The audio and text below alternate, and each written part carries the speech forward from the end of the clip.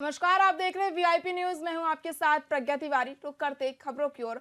छत्तीसगढ़ के मुख्यमंत्री विष्णुदेव साय ने जगदलपुर में आयोजित कार्यक्रम में कहा कि नियत नीलानार योजना के तहत सुदूर क्षेत्रों में शिक्षा, स्वास्थ्य, बिजली और सड़क जैसी मूलभूत सुविधाओं का विस्तार किया जा रहा है। साथ ही केंद्र और राज्य सरकार की योजनाओं का लाभ भी उन्हें मिल रहा है।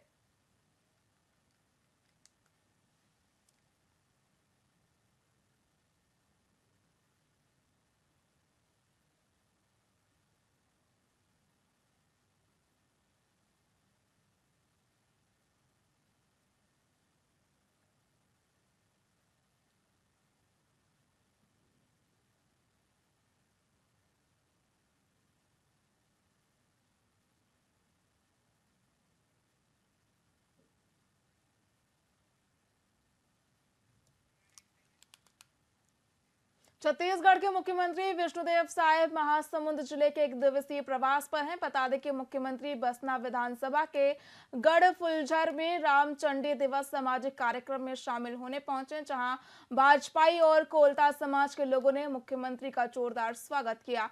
वहीं मुख्यमंत्री ने शासन की महत्वपूर्ण योजनाओं का उल्लेख करते हुए कई घोषणाएं भी की।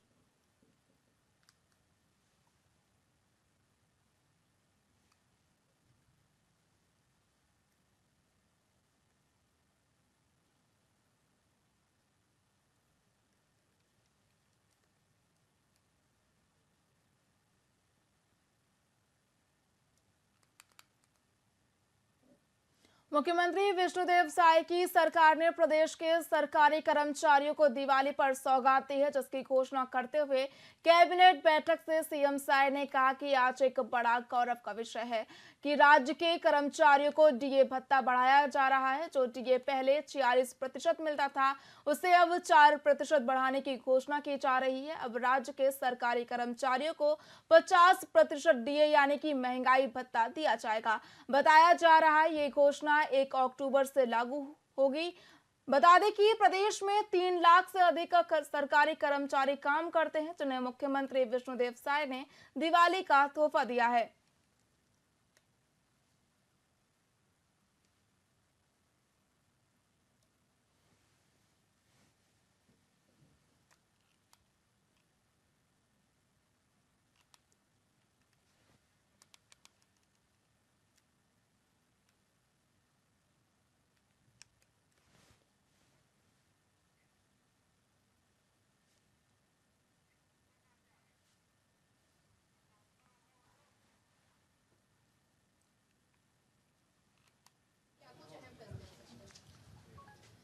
हाँ, आज कैबिनेट का बैठक है 11:30 बजे से, और वो तो पूरा ब्रीफिंग होता है कैबिनेट के बाद में, तो सब पता चलेगा क्या क्या आज के कैबिनेट में एजेंडा है। और आज एक बड़ा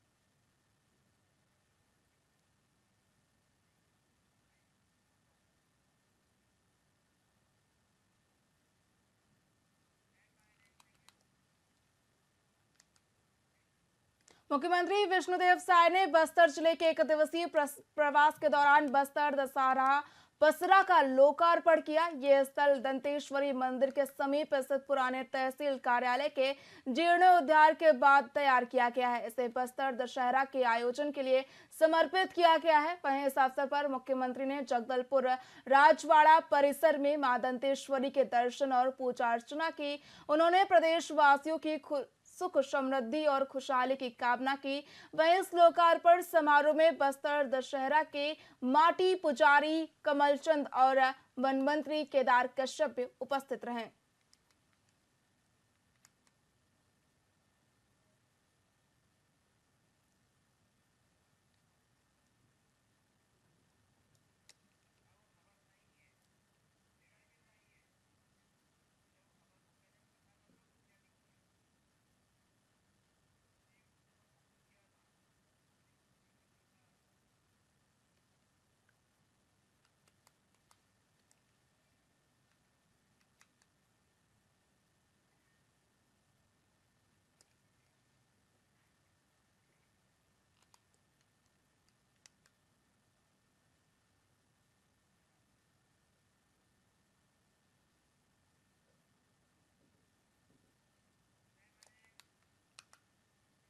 स्वास्थ्य मंत्री श्याम बिहारी जायसवाल ने एनआरआई कोटा पर सुप्रीम कोर्ट के हालिया फैसले पर प्रतिक्रिया व्यक्त की। उन्होंने कहा कि एनआरआई कोटा के तहत पूर्व से इस प्रकार की भर्तियां हो रही थी। वही सुप्रीम कोर्ट का यह फैसला इस बात पर जोर देता है कि ऐसे नियुक्तियों और एडमिशन में फर्जीवाड़ा संभव है, इसीलिए इस पर एक ठोस निर्णय लिया गया है। साथ ही जायसवाल ने यह भी कहा कि इस मुद्दे पर सलाह या कानूनी निर्णय आने पर सरकार उचित कदम उठाएगी। उन्होंने ये भी स्पष्ट किया कि इस संबंध में कोई अलग से समिति नहीं बनाई गई है, बल्कि एडवोकेट जनरल इस पर काम करेगा। वहीं इस विषय पर एक पत्र भी भेजा गया है।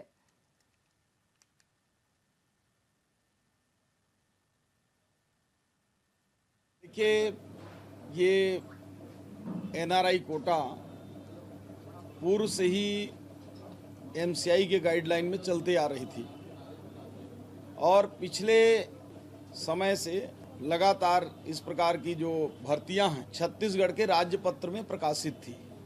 उसी नियमों के अधीन छत्तीसगढ़ में भी एनआरआई कोटे से एडमिशन ली गई और 24 सितंबर को माननीय सुप्रीम कोर्ट का एक फैसला आया जिसमें उन्होंने पंजाब राज्य के संदर्भ में कहा कि इस प्रकार की नियुक्तियां या इस प्रकार के एडमिशन फर्जी हो सकते हैं।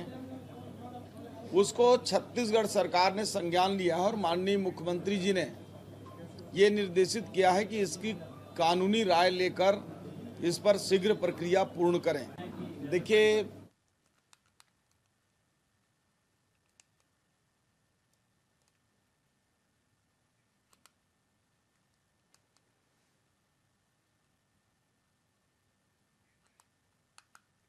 स्वास्थ्य मंत्री श्याम बिहारी जायसवाल का एक बयान सामने आया जिसमें उन्होंने स्वास्थ्य के क्षेत्र में सरकार की एक बड़ी उपलब्धि का जिक्र करते हुए जानकारी दी है कि सिम्स मेडिकल कॉलेज बिलासपुर के लिए 2 नए पाठ्यक्रम चालू हो रहे हैं।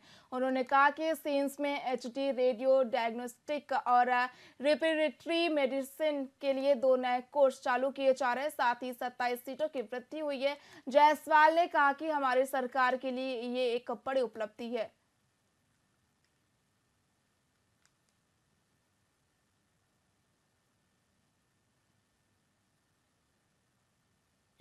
छत्तीसगढ़ के लिए एक अच्छी खबर और खुशखबरी है कि हमारे जो सिम्स मेडिकल कॉलेज बिलासपुर है उसमें 2 नए सब्जेक्ट जो है रेडियो डायग्नोस्टिक्स जिसके 4 सीट और एमडी रेस्पिरेटरी मेडिसिन जिसमें भी 4 सीट रहेगा, ये 2 नए पाठ्यक्रम चालू हो रहे हैं। साथ ही साथ 19 और सीटों की भी पीजी में हमको सीट और मिला है और इस तरह से 27 सीटों की वृद्धि सिम्स मेडिकल कॉलेज में हुई है, जो हमारे सरकार की एक बड़ी उपलब्धि है। और माननीय मुख्यमंत्री जी ने जो राज्य में स्वास्थ्य सुविधाओं का विस्तार के लिए जिन्होंने जो बीड़ा उठाया है उसमें युवाओं के लिए राज्य में जो मेडिकल कॉलेज है उसकी शिक्षा को लेकर काफ़ी संवेदनशील हैं। आपने देखा होगा कि हिंदी मीडियम से हमने मेडिकल कॉलेज की पढ़ाई को भी प्रारंभ किया ताकि बच्चे और अच्छे से पढ़ सकें। साथ ही साथ पीजी सीटों में आज सिम्स में 27 सीटों का बढ़ना, प्रति वर्ष हमको नए 27 स्पेशलिस्ट मिलेंगे। इसके लिए मुख्यमंत्री जी का मैं आभार व्यक्त करता हूँ। रायपुर दक्षिण उपचुनाव का बिगुल बज चुका है। मुख्य निर्वाचन पदाधिकारी रीना बाबा साहेब कांगले ने इस उपचुनाव की जानकारी देते हुए स्पष्ट किया कि केवल विधानसभा क्षेत्र में ही आदर्श आचार संहिता लागू होगी। वहीं नगर निगम और महानगर होने के कारण पूरे जिले में आचार संहिता नहीं लागू होगी। बता दें कि मतदान के दौरान सुरक्षा के लिए 5 कंपनियां तैनात रहेंगी, जिसे लेकर रीना बाबा साहेब कांगले ने बताया कि 18 से 25 अक्टूबर तक नामांकन पत्र भरे जाएंगे। वहीं मतदान 13 नवंबर को होगा और मतगणना 23 नवंबर को की जाएगी। ये उपचुनाव स्थानीय राजनीति के लिए अहम माना जा रहा है और निर्वाचन आयोग ने सभी आवश्यक व्यवस्थाएं सुनिश्चित करने का आश्वासन दिया है।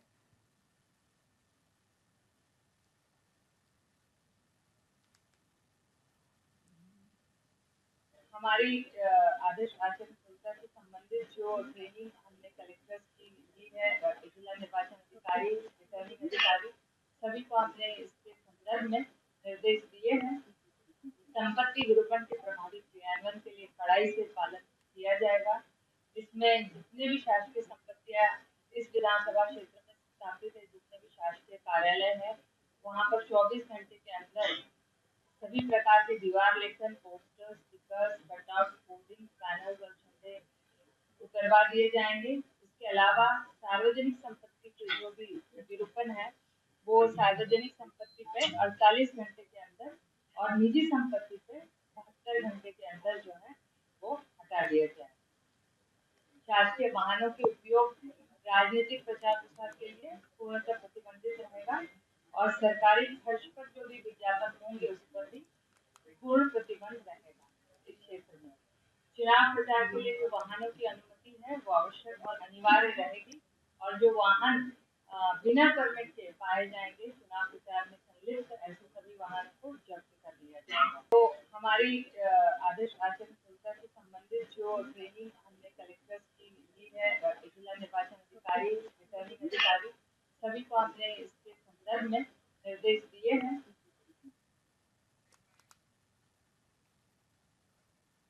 पूर्व उप मुख्यमंत्री टीएस सिंहदेव ने राजीव भवन में प्रेस कॉन्फ्रेंस के दौरान सूरजपुर जिले में बढ़ती आपराधिक घटनाओं पर चिंता व्यक्त की है। उन्होंने एक आदिवासी बच्ची के साथ हुई गंभीर घटना का जिक्र भी किया है, जिसमें उसे अगवा कर दुष्कर्म का प्रयास किया गया। साथ ही सिंहदेव ने पुलिस की लापरवाही का आरोप लगाते हुए कहा कि रिपोर्ट दर्ज नहीं की गई और बच्ची को उचित चिकित्सा नहीं मिली। उन्होंने एक पुलिसकर्मी की पत्नी और उसकी बेटी की नृशंस हत्या के मामले में भी जिला बदर अपराधी की सक्रियता पर सवाल उठाए हैं। इस दौरान वार्ता में कांग्रेस के कई वरिष्ठ नेता भी उपस्थित थे। सतनामी समाज के सबसे बड़े माने जाने वाले गुरु के जैद खान को काट दिया जाता है और समाज मांग कर रहा है कि उसको आप दोषी को पकड़िए। कह रहे सीबीआई की इंक्वायरी करा दीजिए। 50-60 दिन हो गए, पुलिस छत्तीसगढ़ की नहीं कर पा रही, तो आप कर दीजिए। अंतरराज्यीय मामला भी उन्होंने कहा कि बिहार के कोई लेबर थे, उनको पकड़ा छूटती, सीबीआई को देने की बात थी। और कांग्रेस भाजपा की ही बात अगर करनी है तो ऑन रिकॉर्ड इस आयोजन के लिए गए थे कलेक्टर के पास। क्या भारतीय जनता पार्टी के जिला अध्यक्ष नहीं गए थे समाज के 4 प्रमुख लोगों के साथ, और उनने अपने हाथ से क्या कलेक्टर को ज्ञापन नहीं दिया कि इस कार्यक्रम की अनुमति दी जाए? कार्यक्रम से बात को जोड़ा जा रहा है। वहां पर खाने की व्यवस्था की गई, मेरी जानकारी में 10 से 15 हजार लोगों के भोजन की व्यवस्था की गई। किस दल के लोगों ने उसमें सहभागिता निभाई? उनने भी निभाई कि नहीं निभाई? भाजपा के लोगों ने, अगर और लोगों ने भी मदद की होगी, सामाजिक कार्यक्रम है, दर्शाना भी चाहता है कि आपका है सामाजिक कार्यक्रम है, हम मदद करना चाह रहे हैं, उनने नहीं की क्या? तो इसमें कायरता क्यों? अगर कहीं किसी का दोष है तो दूसरे पे मरने के क्यों आप करो ना। दोषी व्यक्ति किसी दल का नहीं हो सकता, वो दोषी व्यक्ति है, वो न कांग्रेस का, न भाजपा का, न अन्य किसी दल का। उसने कानून को तोड़ा है, उसको केवल उस नजर से देखना चाहिए। सतनामी समाज के सबसे बड़े माने जाने वाले गुरु के जैद खान को काट दिया जाता है और समाज मांग कर रहा है कि उसको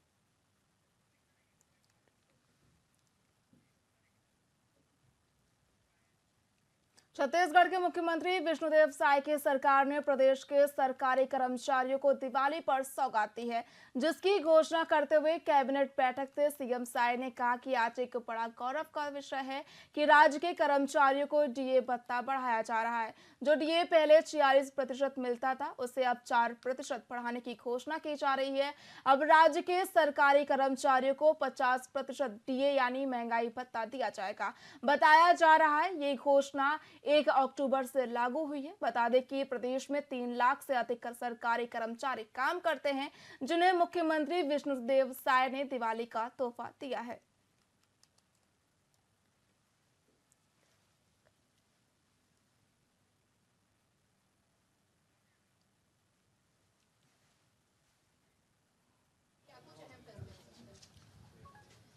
आज कैबिनेट का बैठक है 11:30 बजे से, और वो तो पूरा ब्रीफिंग होता है कैबिनेट के बाद में, तो सब पता चलेगा क्या क्या आज के कैबिनेट में एजेंडा है।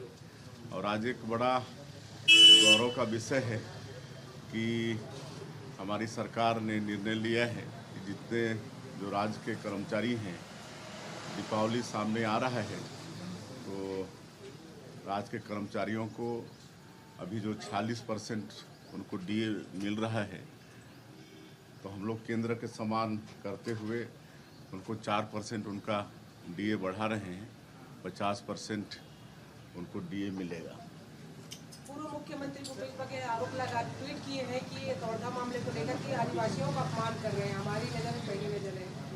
एक वीडियो भी जारी किया गया है भानु प्रतापपुर के, जो बंडल पैसे का भरमार बंडल रखे हुए हैं, और ईश्वर साहू जो साझा विधायक है उनके बेटे के खिलाफ। अब देखिए, मंडल वाला जो वीडियो आया है उसका वेरीफाई करा रहे हैं।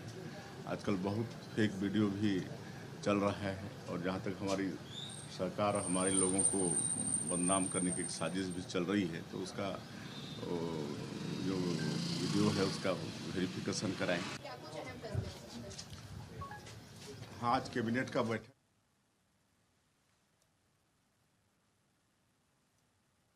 फिलहाल खबरों में इतना ही। देखते रहिए VIP न्यूज। नमस्कार।